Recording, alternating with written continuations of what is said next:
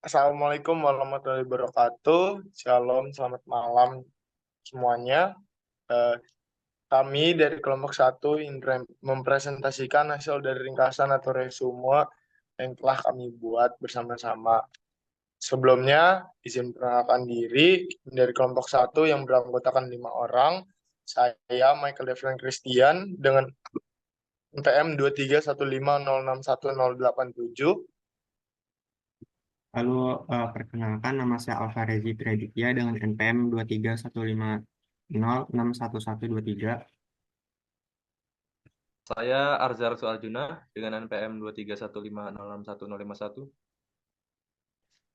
Saya Muhammad Farhan dengan NPM 231560610883. Dan saya sendiri, Randy Antono, 2315, dengan NPM 2315061119. Selanjutnya mungkin kita bisa masuk langsung ke apa aja sih yang kita muat dalam PPT kita ini. Dalam PPT ini kita merangkum dari modul 1 sampai modul 2, yaitu dari materi 1.1 sampai 2.3. Selanjutnya, mungkin yang pertama kita jelaskan mulai dari Oracle Academy.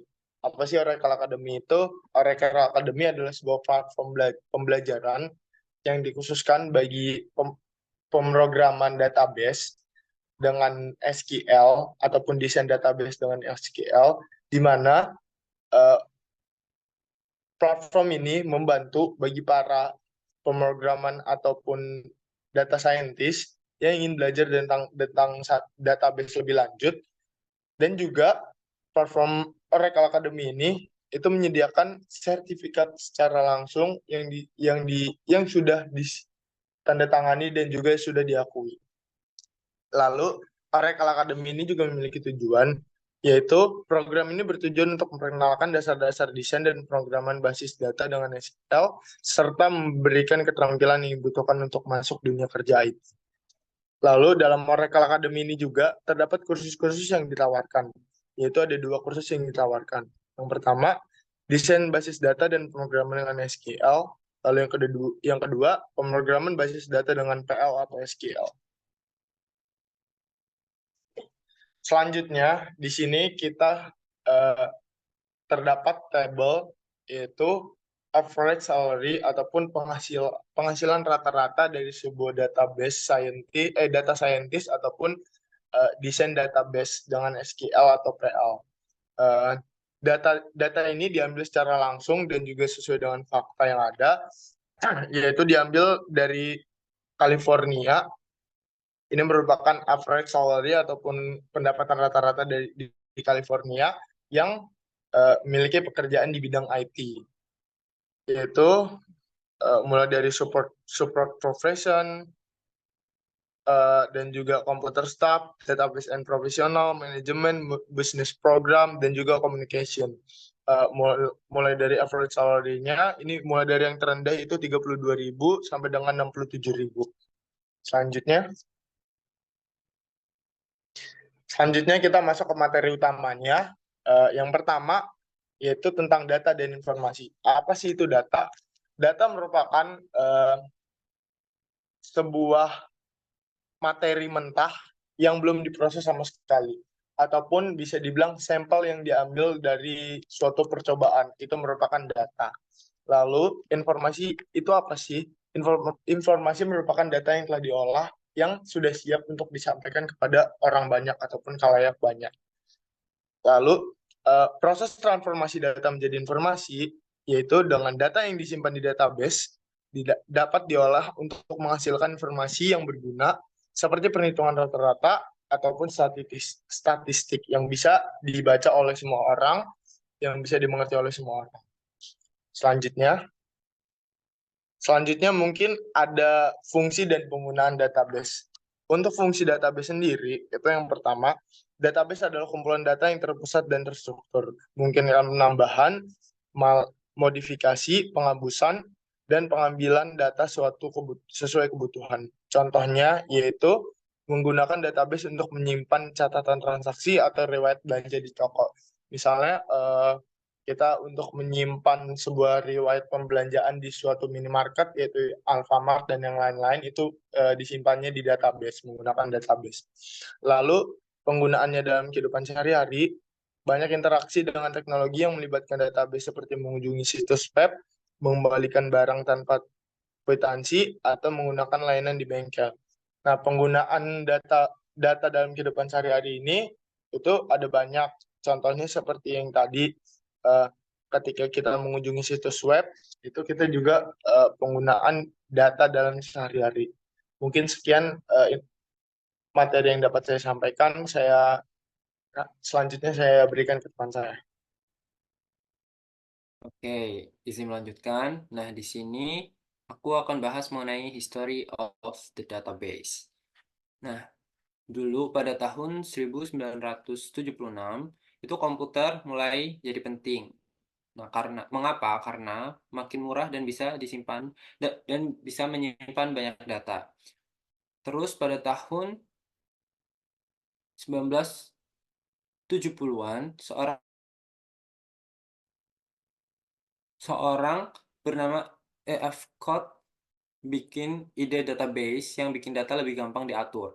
Nah, lalu pada tahun 1976 itu Pei Chen memperkenalkan Entity Relationship Model atau ERM untuk mendesain database. Nah, lanjut ke tahun 1980-an. Pada tahun ini, database relasional mulai tersedia untuk bisnis dengan Oracle sebagai salah satu contoh yang pertama. Selanjutnya, masih di tahun yang sama pada tahun 1980, ternyata pada tahun 1980-an ini juga menstandarisasikan SQL menjadi bahasa untuk berinteraksi dengan database. Selanjutnya, pada tahun 1990-an, internet mulai populer. Jadi, semua orang buru-buru nih bikin koneksi ke database lama. Oke, next. Nah, lalu masuk ke awal abad ke-21, terjadi pertumbuhan aplikasi database. Nah, database di sini digunakan secara luas di berbagai industri seperti situs komersial, pemerintahan, rumah sakit, dan sekolah. Next.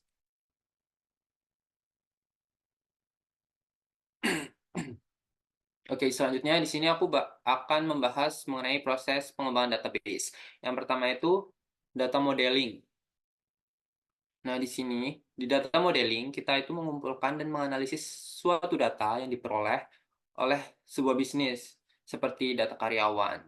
Nah, data karyawan itu tersebut dibuat menggunakan diagram hubung entitas atau entity relationship diagram. Nah, selanjutnya ada yang kedua itu ada desain database. Nah, setelah mengumpulkan dan menganalisis, kita itu harus mendesain database. Desain database itu menerjemahkan diagram menjadi tabel dengan menentukan nama tabel, kolom, kunci utama, dan kunci asing. Selanjutnya untuk yang ketiga itu membangun database. Nah, di sini kita menggunakan SQL untuk membuat, mengisi, mengakses, dan memanipulasi data dalam database. Next. Oke, masuk ke pembahasan yang kedua itu mengenai major transformations in computing. Jadi yang pertama itu transformasi komputer dari 1970-an sampai sekarang. Nah, pada awalnya semua proses dilakukan di komputer besar atau mainframe. Nah, seiring berjalannya waktu, teknologi semakin berkembang. Nah, pada tahun 1980-an, komputer pribadi atau PC mulai dipakai atau bisa disebut juga sebagai smart client. Nah, selanjutnya ada istilah penting dalam computing. Yang pertama itu ada hardware. Nah, hardware ini merupakan bagian fisik dari sebuah komputer, like keyboard, mouse, dan lain-lain. Yang kedua itu ada software. Nah, software ini merupakan program yang memberitahu hardware apa yang harus dilakukan. Gitu. Yang ketiga itu ada operating system atau OS, yaitu program yang mengatur hardware. Dan yang keempat itu ada aplikasi yang merupakan program yang membantu pengguna. seperti contohnya Word, Excel, dan lain sebagainya. Oke, next. Oke, ada istilah di sini ada istilah klien dan server. Nah, klien apa sih? Klien itu merupakan komputer kecil, contohnya PC yang dipakai oleh orang. Yang kedua itu ada server. Nah, server itu merupakan komputer besar yang mengolah permintaan dari klien. Oke. Next. Nah, pada tahun 1990-an sampai seterusnya itu terdapat sebuah aplikasi yang namanya Oracle. Nah, Oracle ini membuat sistem yang menghubungkan klien, server, dan database. Sekarang banyak aplikasi di server dan dapat diakses oleh klien lewat internet. Next. Lalu ada pembahasan tentang grid and cloud computing. Nah, grid itu sendiri merupakan komputer di seluruh dunia yang bekerja bersama seperti satu sistem besar. Sedangkan cloud computing adalah sebuah layanan seperti software atau penyimpanan yang disediakan dari jarak jauh melalui internet. Selanjutnya itu konseptual dan physical model. Di data modeling itu ada 3 tahapan, yaitu konseptual model, yaitu sebuah model yang menangkap dan menggambarkan fungsi-fungsi serta informasi yang dibutuhkan oleh proses bisnis. Jadi model ini merefleksikan kebutuhan saat ini dan juga dapat merefleksikan kebutuhan yang di masa akan datang. Kemudian yang kedua yaitu logical model. Model ini yang menggambarkan atribut-atribut dari sebuah entitas, memberikan lebih banyak detail tentang struktur data tanpa mempertimbangkan bagaimana data tersebut diimplementasikan. Kemudian yaitu yang ketiga physical model. Model yang lebih detail daripada logical model, representasi dari bagaimana data akan diimplementasikan dalam sistem database. Kemudian isi dari konseptual model yaitu digunakan untuk mengidentifikasi entitas yang dapat berupa objek, sifat, atau fungsi yang direfleksikan dalam bentuk tabel dalam basis data. Kemudian digunakan untuk menyatakan hubungan antar entitas. Kemudian ada tujuan konseptual model, yaitu untuk menciptakan gambaran sederhana tentang data yang sesuai dengan pemikiran pengguna, kemudian membangun entitas, atribut, dan relasi, kemudian menjadi dasar untuk pengembangan physical model. Selanjutnya, isi dari physical model, yaitu menentukan bagaimana tabel, tipe data, primary key, dan aspek-aspek teknis dapat diimplementasikan. Selanjutnya yaitu menerjemahkan desain data ke dalam struktur fisik yang spesifik di database manajemen, termasuk tabel, indeks, dan tipe data untuk memastikan penyimpanan yang efisien dan akses yang cepat. Jadi secara sederhana,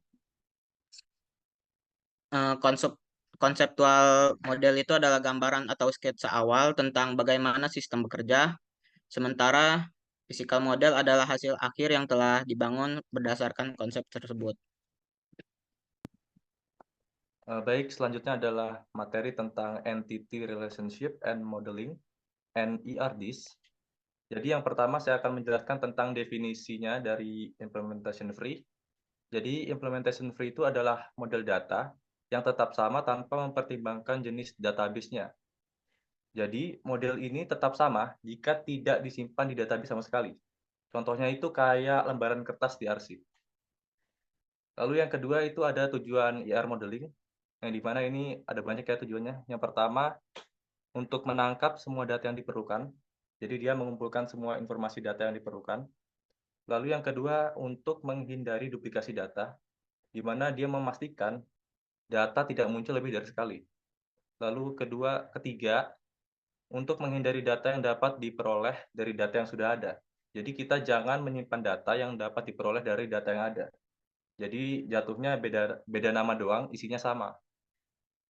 Lalu untuk mengatur data dalam tempat yang logis dan prediktif, dalam artian mudah diakses. Selanjutnya. Nah, lalu yang ketiga, apa itu diagram hubungan entitas atau IRD? Jadi, IRD itu adalah diagram yang konsisten untuk merepresentasikan kebutuhan data bisnis tanpa mempertimbangkan jenis database yang digunakan. Jadi, IRD itu dapat digunakan bahkan jika tidak ada database-nya. Yang keempat itu contoh skenario bisnis departemen sumber daya manusia. Jadi, yang pertama, untuk mengelola data karyawan, di mana dia menyimpan data tentang setiap karyawannya, kayak nama depan, nama belakang, posisi, gajinya, dan lain-lain. Lalu yang kedua, untuk mengelola data departemen, di mana dia menyimpan data tentang setiap departemennya, seperti nama, lokasi, dan karyawan yang bertanggung jawab. Lalu selanjutnya ada mengelola data lokasi, di mana dia menyimpan data tentang setiap lokasinya, kayak jalan, kode pos, kota, dan provinsi.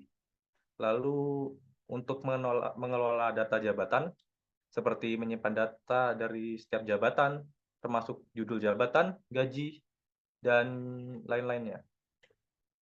Lalu untuk mengelola data negara, di mana dia menyimpan data tentang setiap negara, termasuk namanya juga.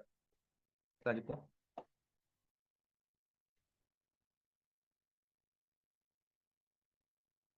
Lalu ada entities, instance, attributes, dan identifiers. Untuk yang pertama adalah definisi entitas dan instance. Entitas adalah sesuatu yang signifikan bagi bisnis yang perlu diketahui melalui data. Contohnya antara lain ada objek,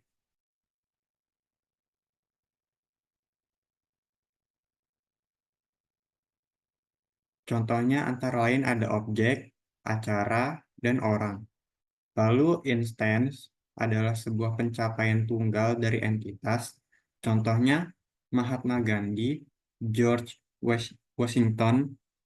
Terus yang kedua ada definisi atribut.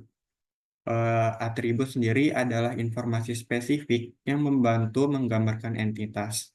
Contohnya nama depan, tanggal lahir, dan model mobil. Lalu atribut. Atribut memiliki nilai tunggal dan dapat memiliki jenis data seperti angka, string, tanggal, dan lain-lain. Nah, yang ketiga ada klasifikasi atribut. Atribut wajib, atribut yang harus diisi, contohnya nama depan. Lalu ada atribut opsional, atribut yang dapat diisi atau tidak, contohnya nomor telepon. Lalu ada atribut volatil, adalah atribut yang nilainya dapat berubah-ubah, contohnya usia. Dan yang terakhir ada atribut non-volatil, atau atribut yang nilainya jarang berubah, contohnya itu ada tanggal lahir. Nah, yang keempat, ada pentingnya identifikasi unik, yang mana identifikasi unik atau UID mengidentifikasi suatu instance entitas dari yang lain. Contohnya ID karyawan, ID mobil, yang mana mereka digunakan untuk membedakan satu instance dari yang lainnya.